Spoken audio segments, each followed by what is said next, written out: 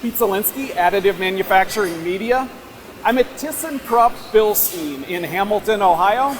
They make automotive suspension components, shock absorbers, and this plant is extensively automated. In particular, they use a lot of collaborative robots, cobots. There are 33 active cobots right now in this plant, and part of what they've learned is that cobots and 3D printing go together. Just about every successful cobot automation application requires specialized hardware that the cobots interact with, and frequently 3D printing is the most effective way to get that hardware. So examples, this Z-bracket was 3D printed.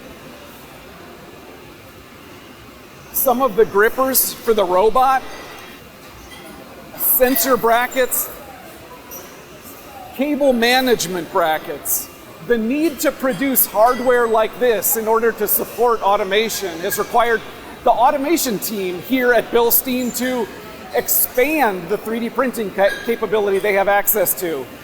This was made on a Raise 3D printer. This facility also has multi-jet fusion capability, an HP 3D printer installed recently for automation components that need to be made out of a more rigid nylon.